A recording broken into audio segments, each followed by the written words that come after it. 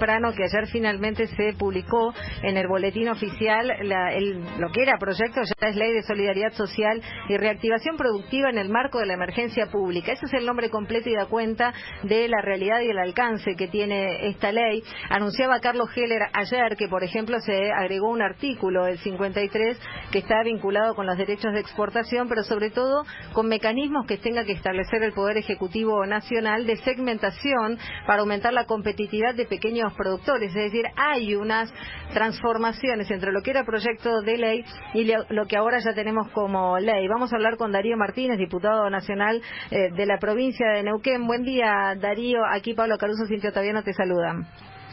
Hola, buen día Pablo, Cintia, a todo el equipo, a toda la audiencia. ¿Cómo están?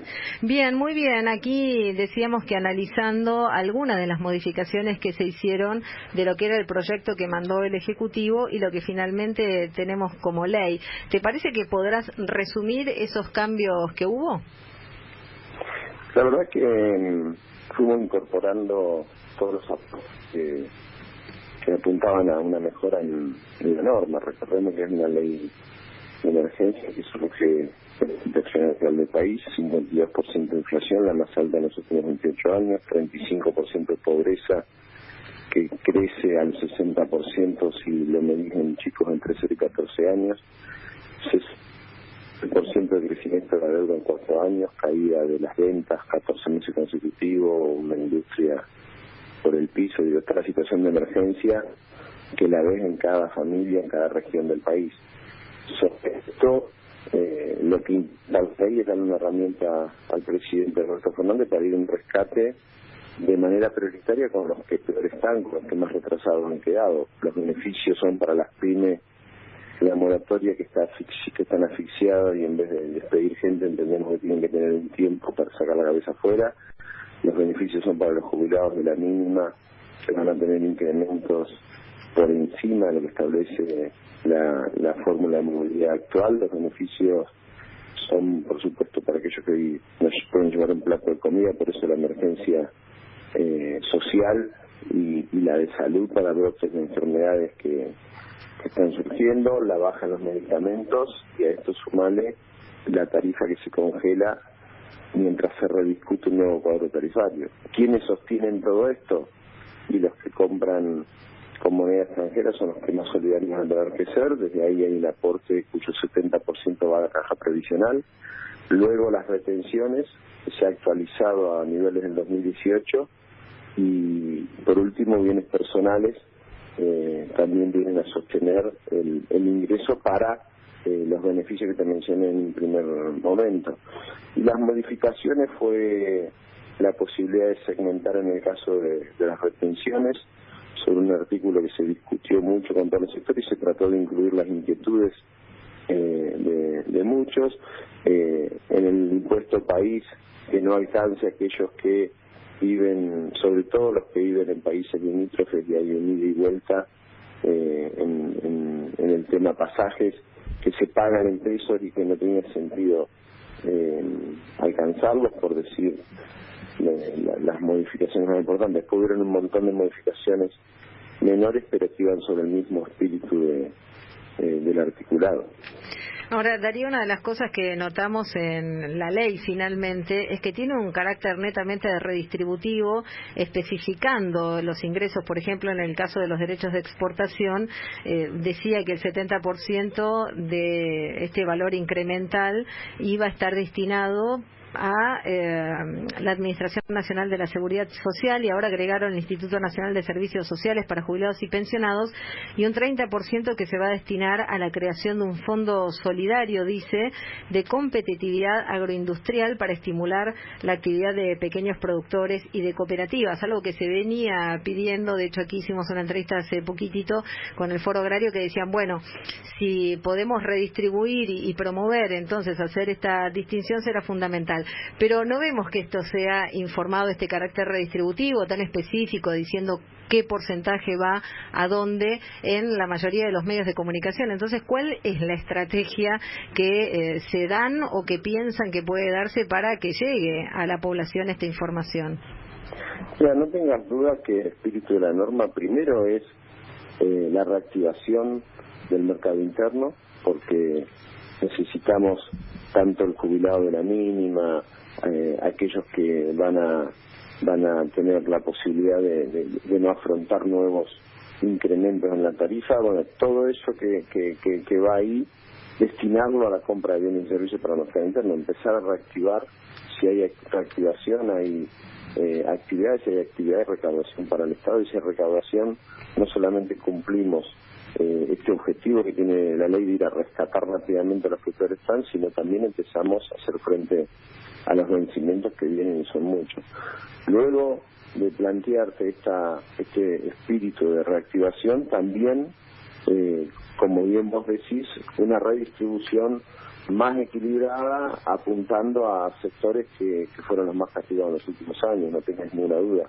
Al fondo que vos planteás, tenés que sumarle también la intención de fortalecer la caja previsional, el PAMI, que también está bastante deteriorado en cuanto a recursos, la posibilidad de terminar obras y de comenzar también obras que tienen que ver con servicios en asentamientos, regularizaciones de tomas a lo largo del ancho del país. Ahí también hay un fondo destinado a eso, y un pequeño fondo también destinado a la promoción del turismo nacional, que es otro objetivo también de esta ley, para que ese mercado interno se reactive. Yo creo que es una ley, una herramienta que le permite al Ejecutivo comenzar una tarea que le plantea a todos los argentinos: congelar las tarifas por lo menos 6 meses y luego tratar de atarlas al salario y no al dólar, bajar el precio de los medicamentos. Venimos de un proceso donde se había liberado el precio de los medicamentos, recordemos una de las primeras medidas del gobierno anterior. Sin embargo, toma el compromiso de bajar el precio de los medicamentos y cubrir el 100% de los medicamentos a algunos jubilados que hoy están con mayores problemas.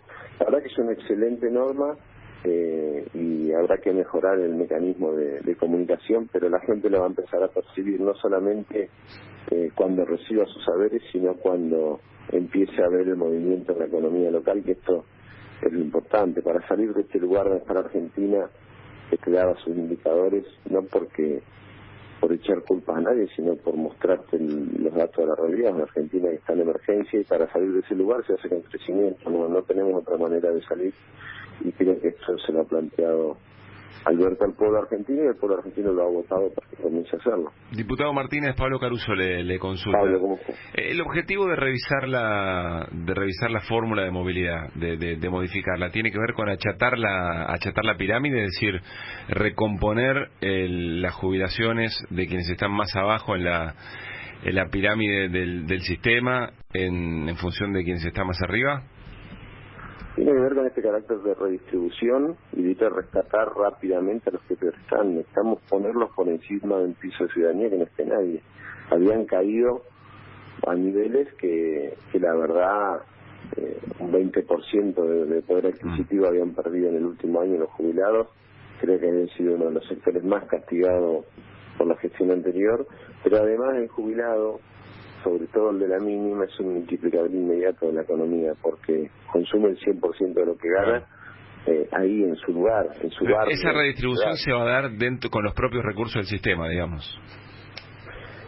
Sí, pero tenés que tener en cuenta que el impuesto país, el 70% de lo que recauda ese impuesto va a ir también a financiar la caja previsional. O sea, estamos buscando... Puede sumar al sistema. Exactamente, claro. Viene a generar y a sumar a una caja que está destruida. Dejaron una situación de extrema debilidad, donde no solamente no podés hacer frente a las obligaciones que tenés que hacer internas, de la deuda interna con los argentinos, sino tampoco a la deuda externa con los vencimientos que tenemos. Así que había que buscar fuentes de financiamiento, y se entendió a los sectores también, pero que no están tan mal como ellos, son los que pueden empezar a sostener esto. No le podés pedir al que no tiene un plato de comida en la casa, al que se quedó sin la un jubilado que sea de la mínima, que sea el que aporte. Así que creo que rápidamente se van a ver los efectos de una norma que empieza a poner a la Argentina de pie, que empieza a mover el mercado interno, que esto, vuelvo a repetir, es fundamental para el proceso que viene. Si tenemos un mercado interno que se fortalece, vamos a tener recaudación. Con esa recaudación, ya siendo responsable, iremos anunciando otros beneficios para otros sectores. Bien. Pregunta respecto de la construcción política de lo que fue esta discusión. Ustedes, junto con el diputado Carlos Heller, estuvieron en la discusión en particular, negociando las modificaciones. ¿Con qué idea se quedó del Congreso que viene? Hay sectores de la oposición que se plantean dialoguistas y hay otros que no lo son. Lo que vimos en esta discusión es lo que efectivamente cree que se va a plasmar, por lo menos en el corto plazo, en el Congreso. Arrancamos esta sesión con una diferencia muy ajustada, 120 votos nosotros, 116 la oposición, y sin embargo se fue dando y fueron entendiendo y se fueron sumando a la necesidad del país. Hoy el país exige a los diputados, primero, que honremos la palabra y el compromiso de estar sentados. Primera medida, porque el anuncio a priori era que no se iban a sentar, que no iban a dar quórum, pero yo creo que en este compromiso y responsabilidad que uno tiene que tener con aquel que te votó para que discuta los problemas argentinos en el Congreso, bueno, lo primero que se logró es que se siente. Luego fuimos sumando votos a medida que fueron entendiendo que la ley estaba abierta a los aportes positivos, siempre y cuando tengan en cuenta el objetivo y el espíritu de la norma, que era una mejor redistribución y la capacidad de reactivar el país, empezando y teniendo como prioridad los más necesitados, los que peor están.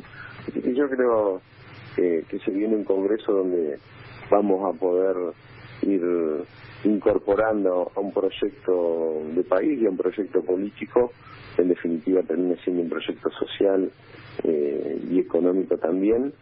Vamos a ir incorporando muchos diputados que creo que tienen las mejores intenciones más allá del partido por el cual han llegado. Hay que tener en cuenta que así como fueron estafados muchos argentinos con el proyecto político anterior, yo creo que muchos dirigentes aún de ese proyecto también se sintieron estafados o claramente no estaban de acuerdo con el modelo económico, y esto se refleja en estos que siguen tratando de sostener un modelo neoliberal que ya es evidente para los argentinos que no nos sirve para nada. Darío, este sábado salió publicado en el boletín oficial la ampliación de las sesiones extraordinarias hasta el 29 de febrero. ¿Cómo es ahora? Me imagino que vos sos de Neuquén, no sé si estarás allí en la provincia. Contanos Sí, estoy en Neuquén. Bueno, pasarás las fiestas con tu familia entonces. Sí, estoy en Neuquén. Mira, no solamente la ampliación, sino la intención del Ejecutivo de tratar el régimen de privilegio de jueces y diplomáticos, que creo que fue un acierto, lo acordamos desde el comienzo con el Ejecutivo, haber separado en el articulado estos regímenes, porque por un artículo teníamos la preocupación de si iban a presentar algún amparo o frenar la ley. Entonces iba a estar el de la PYME esperando la moratoria para poder para decidir si echaba gente o podía sacar la cabeza afuera, frenado porque había un amparo presentado por un sector de la justicia. Entonces lo que hicimos fue, como diría mi abuela, curarnos en salud, separar el articulado y tomar la decisión política de en estas mismas extraordinarias llevar adelante la discusión sobre el régimen de privilegio a jueces y diplomáticos, que seguramente a fines de enero estaremos discutiendo junto a algunos otros proyectos que manda el Ejecutivo. ¿Cuándo retoman entonces la actividad? Yo calculo que después del 12 de enero ya vamos a estar con actividades en el Congreso, y otros temas más, y por supuesto siempre abierto a escuchar temas que más allá de las ideologías tienen que ver con las situaciones de cada región.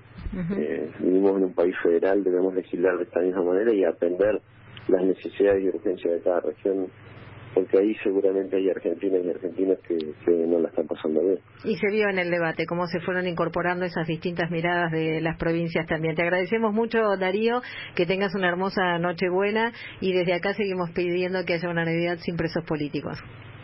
Igualmente comparto que todos los argentinos podamos construir y reconstruir nuestro país y un futuro mejor.